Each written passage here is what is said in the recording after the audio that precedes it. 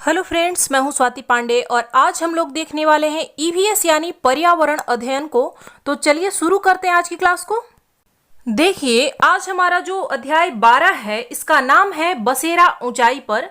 और यह जो चैप्टर है सीटेट के दृष्टिकोण से बहुत ही महत्वपूर्ण है, क्योंकि लगभग प्रत्येक वर्ष इस चैप्टर से 1 या 2 प्रश्न पूछे ही जाते हैं। तो चलिए आज इसको देखते हैं हम लोग। लेह लद्दाख का इलाका सूखा, समतल और ठंडा रेगिस्तान है। देखिए, रेगिस्तान का नाम सुनते ही हमारे दिमाग में जो इमेज आता है वो है कि जहाँ ज़्यादा गर्मी हो और बारिश कम हो। तो देखिए, यह जो लद्दाख है इसका क्षेत्र गर्म नहीं है, यह ठंडा रेगिस्तान है। इसको कोल्ड डेजर्ट बोला जाता है। ऐसा नहीं है कि जितने भी रेगिस्तान होते हैं वो सभी गर्म इलाके वाले ही होते हैं, ठंडे में भी होता है। यहाँ पे बहुत ज़्यादा ठंडी पड़ती है, साथ ही रेगिस्तान भी है। यह इलाका सूखा भी है, यहाँ पे बारिश बहुत कम होती है और समतल है यानी प्लेन है। यहाँ पर बहुत कम बारिश होती है। यहाँ दूर दूर तक दिखते हैं बर्फ से ढके हुए पहाड़ और सूखा ठंडा मैदान। यहाँ पे क्योंकि यह रेगिस्तान है तो यहाँ पे बारिश बहुत कम होती है। और यहाँ क्या दिखता है तो बर्फ से ढके हुए पहाड़ दिखते हैं और सूखा ठंडा मैदान दिखता है, क्योंकि वो प्लेन है, समतल है। आगे देखेंगे। लद्दाख के पहाड़ों पर इतना सूखा माहौल है कि वहाँ पेड़ पौधे नहीं उग पाते हैं। वहाँ पे क्योंकि पानी नहीं होगा तो पेड़ पौधे उगेंगे नहीं।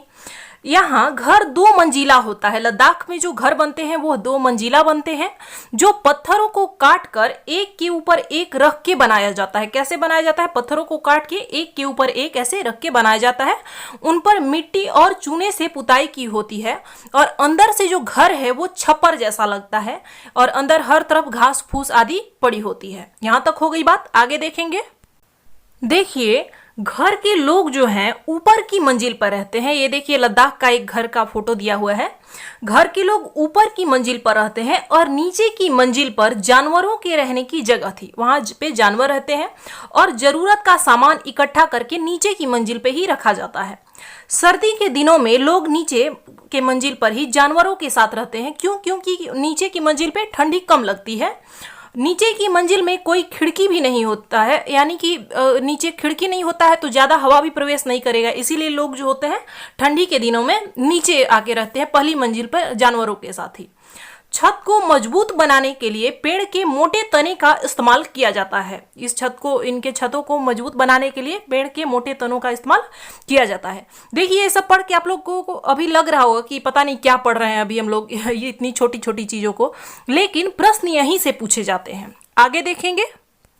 सभी घरों की छतें जो होती हैं वो समतल होती हैं। लद्दाख के घरों की जो छत होती है वो समतल होती है, याद रखेंगे, जिस पर लाल मिर्च, सीताफल, मक्का और उपले आदि सुखाए जाते हैं। इससे हमें यह पता चलता है कि वहाँ कौन कौन सी चीजें होती हैं। लाल मिर्च होता है, सीताफल होता है, मक्का होता है। जब वहाँ पे कोई चीज उगेगा तभी तो उसको सुखाएंगे ना, सीधी सी बात है। तो इसमें भटकना नहीं है। ये नहीं है कि केवल सूखता है, तो सूखता तभी है जबकि वहाँ पे होता है।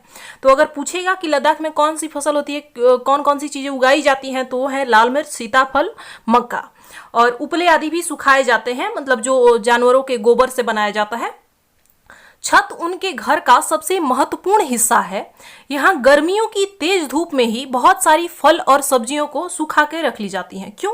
क्योंकि ठंड के दिनों में तो धूप निकलता नहीं है, तो इनका इस्तेमाल वे ठंड के दिनों में तब करते हैं जबकि फल और सब्जियां भी नहीं होती, क्योंकि वहाँ ठंडी भी बहुत सामान्य नहीं होती, बहुत मतलब शून्य से भी कई गुना नीचे चली जाती है तापमान। तो ऐसी स्थिति में इन सब्जियों और फलों का इस्तेमाल वो ठंडी के दिनों में करते हैं और गर्मी में ही इसको सुखा के रख लेते हैं। आगे देखते हैं। मोटी मोटी दीवारें, लकड़ी के फर्श और लकड़ी की छत ही वहां के लोगों को ठंड से बचाती है। क्या कुछ बचाती है कि वहां की दीवारें जो होती हैं एक के ऊपर एक पत्थरों को रख के बनाया जाता है, जो कि काफी मोटी होती हैं। और उनका जो फर्श होता है वो भी लकड़ी का बनाया जाता है और छत भी वहाँ पेड़ पौधे की तने से बनाए जाते हैं, यानी लकड़ी का ही होता है। तो इन्हीं वजहों से लोग जो है वहां से ठंड से बचे रहते हैं। चांगपा जो है तिब्बती मूल का एक बंजारा समुदाय है। चांगपा एक जनजाति है जो कि तिब्बती मूल का यानी तिब्बत के मूल का है और एक बंजारा समुदाय है जो भारत के लद्दाख क्षेत्र में चांगथांग इलाके में रहता है। लद्दाख के क्षेत्र में चांगथांग इलाके में रहता है। चांगथांग जो है वो लगभग 5000 मीटर की ऊंचाई पर स्थित है। चांगथांग का मतलब होता है ऐसी जगह जहां बहुत कम लोग रहते हैं। देखिए, हमने इससे पहले भी लद्दाख के बारे में कुछ चीज़ों को पढ़ा था, तो उसमें हमने देखा था कि वहाँ की जो भाषा होती है वो भोटी एक भाषा होती है, और उस भाषा में चांगथांग का मतलब क्या होता है, ऐसी जगह जहां बहुत कम लोग रहते हैं, और उसी भाषा का ये नाम है चांगपा।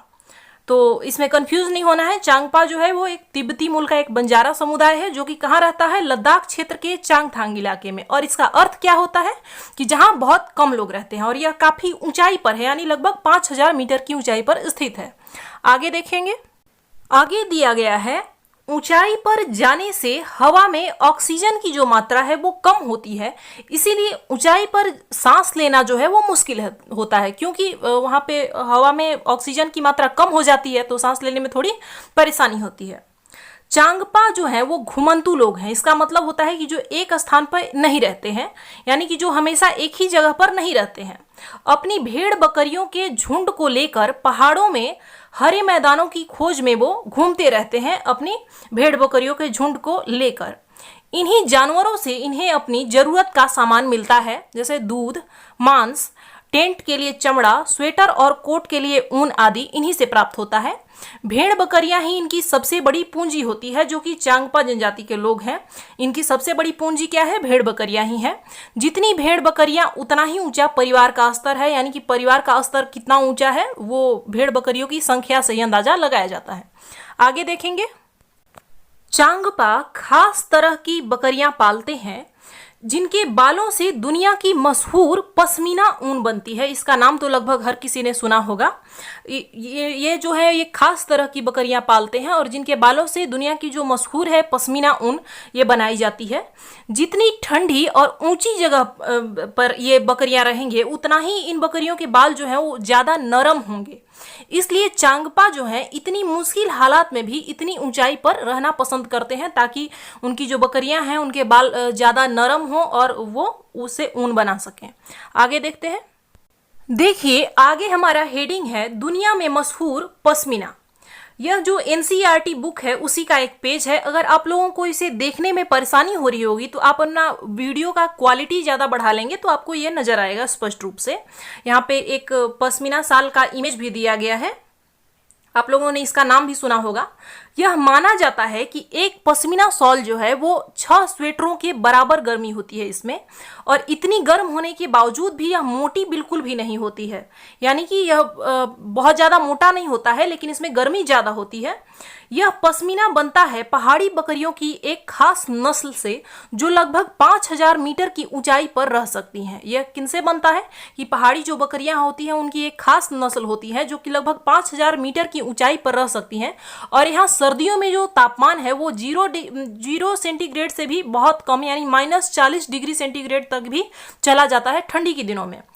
इतनी सर्दी से बचने के लिए बकरियों के शरीर पर बहुत ही बारीक और नरम बाल उगाते हैं जो गर्मियों में झड़ जाते हैं। केवल बाल जो है वो सर्दियों में ही आते हैं, ये महत्वपूर्ण है, आप लोग इसे याद रखेंगे।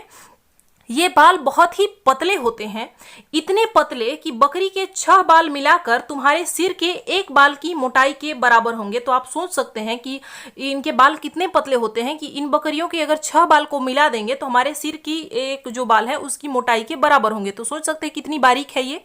इसलिए पश्मीना शॉलों को मशीनों द्वारा नहीं बुना जा सकता है, इनकी बुनाई हाथों से करने के लिए खास बुनकर होते हैं। अगर एक बुनकर 250 घंटे बुनाई करे तब जाकर एक साधारण पश्मीना शाल तैयार होती है। यानी कि क्या है, इसको बनाने में बहुत ज़्यादा मेहनत भी लगता है। एक जो बुनकर है वो लगभग 250 घंटे बुनाई करता है, तब जाकर एक साधारण पश्मीना शाल जो होती है वो तैयार होती है, और इतना मेहनत होता है। यानी कि अगर आप सोच सकते हैं कि जब डिज़ाइन वाली शॉल अगर हम लोग लेते हैं तो उसको बनाने में कितना दिन लगा होगा। आगे देखेंगे।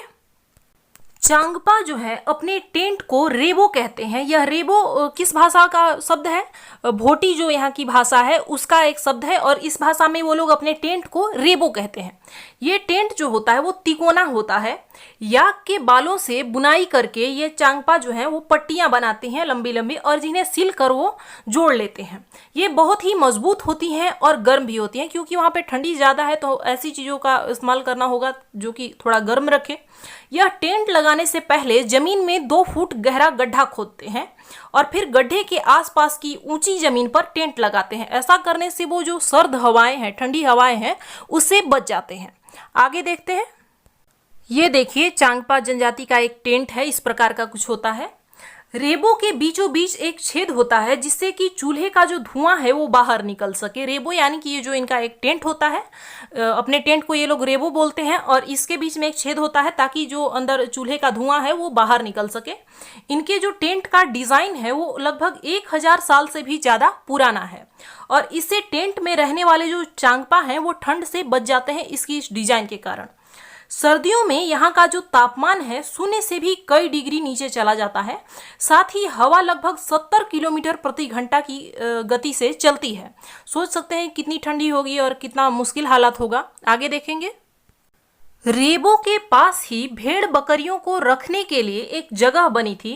इसे चांगपा जो है लेखा कहते हैं। उस जगह को क्या कहते हैं भोटी भाषा में? लेखा कहते हैं। लेखा की जो दीवारें हैं पत्थरों और चट्टानों को एक दूसरे पर रखकर बनाते हैं। हर परिवार अपने जानवरों के झुंड पर पहचान के लिए एक खास निशान बनाता है ताकि मतलब गुम ना हो।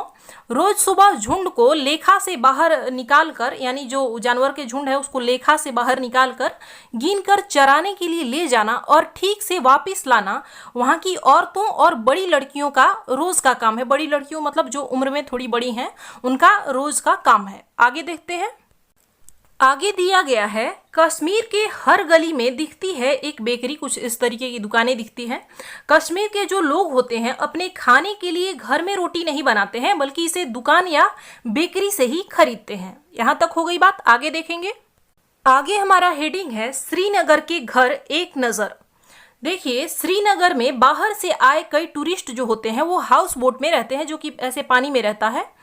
इस हाउस बोट का जो लंबाई होता है वो कम से कम 80 फुट लंबा होता है, और बीच से इसकी जो चौड़ाई है इस तरफ से वो लगभग 8 और 9 फुट तक होती है। यहाँ तक हो गई बात। आगे देखेंगे। ये देखिए कुछ छोटे छोटे पॉइंट हैं जो कि परीक्षा के दृष्टिकोण से बहुत ही महत्वपूर्ण है। हाउस बोट और कई बड़े घरों की अंदर की जो छत है उस पर लकड़ी की सुंदर नक्काशी होती है। यानी श्रीनगर में जो हाउस बोट है या फिर कई जो बड़े घर हैं उसके अंदर जो छत होती है उस पर लकड़ी की सुंदर नक्काशी की गई होती है। इनमें एक खास डिजाइन खत्म बंद है जो जिग्सा पजल के जैसा दिखता है। यह जो खत्म बंद एक डिजाइन है वहाँ का, जो कि जिग्सा पजल जैसा दिखता है। आगे देखते हैं। वहाँ के पुराने घरों की खासियत है ये जालीदार खिड़कियाँ। यह जालीदार खिड़कियाँ जो आपको सामने दिख रही हैं, यह वहाँ की पुराने घरों की खासियत है। ये बाहर की ओर उभरी होती है। जो सामान्यतः हमारे घर में जो खिड़कियाँ होती है वो ऐसे बाहर उभरी हुई नहीं होती है, लेकिन ये बाहर की ओर उभरी होती है। इन्हें डब कहते हैं, और इनमें बैठकर बाहर का जो नज़ारा है वो अच्छे से देखा जा सकता है, और इसको क्या कहते हैं? डब कहते हैं। तो इस बात को याद रखेंगे। आगे देखेंगे। बोट की तरह बने लकड़ी के डोंगे पानी पर तैरते रहते हैं। देखिए यह इसको डोंगा बोलते हैं। यह जो है वो पानी पर तैरता रहता है। श्रीनगर की डल लेक यानी डल जो झील है वहाँ पे, और झेलम नदी, इन डोंगों में कई परिवार रहते हैं। यानी कि वहाँ पे जो श्रीनगर में जो डल झील है और झेलम नदी में इस तरह की कई डोंगे दिखती हैं, और उनमें कई परिवार भी रहते हैं। मकान की तरह इस डोंगे में भी अलग अलग कमरे होते हैं। आगे देखते हैं। आगे दिया गया है, पत्थरों को काटकर एक के ऊपर एक रखकर बनाए गए घर कश्मीर के गांवों में दिखते हैं। पत्थरों के ऊपर मिट्टी की पुताई की जाती है और लकड़ी का भी इस्तेमाल किया जाता है, और इन घरों की छत जो होती है वो ढलवा होती है। देखिए कंफ्यूज नहीं होना है, यह कश्मीर के घरों के बारे में बात की जा रही है कि कश्मीर के गांव में इस तरीके के घर दिखते हैं जिसमें कि पत्थरों को एक के ऊपर एक रख के बनाया जाता है। ठीक ऐसा ही लद्दाख के बारे में भी हमने पढ़ा था कि लद्दाख में भी पत्थरों को एक के ऊपर एक रख के घर बनाया जाता था। और यहाँ पे ऐसी कोई बात नहीं की गई है कि घर एक मंजिला होगा या 2 मंजिला होगा, लेकिन वहाँ पे बताया था कि घर जो होता है वो 2 मंजिला होता है। और सबसे बड़ा अंतर क्या है कि वहाँ की जो छत होती है वो समतल यानी प्लेन सपाट होती हैं, लेकिन यहाँ पे बताया गया है कि इन घरों की जो छत होती है वो ढलवा होती है, इस तरीके से ढाल होती हैं, वो ऐसे वो नहीं होता है, सपाट नहीं होता है। तो इसमें कंफ्यूज नहीं होना है। आगे देखेंगे, आगे दिया गया है यहाँ के पुराने घरों की खासियत है पत्थर, ईंट और लकड़ी को मिलाकर बनाना। यानी घर किस चीज़ों से बनते हैं? पत्थर से, ईंट से और लकड़ी से मिलकर जो पुराने वहाँ पे घर हैं उसको बनाया जाता था। घरों के दरवाजों और खिड़कियों पर डिजाइनदार मेहराब बने होते थे। देखिए मेहराब क्या है, यह जो खिड़की या फिर दरवाजा है उसमें इस टाइप का जो डिजाइन ऐसे किया जाता है, इसी को मेहराब बोला जाता है। देखिए इसको हम लोग मेहराब कहते हैं। तो ये वहाँ के घरों की एक खासियत है। तो इस चैप्टर में बस इतना ही था। मिलते हैं हम लोग अगली क्लास में। धन्यवाद।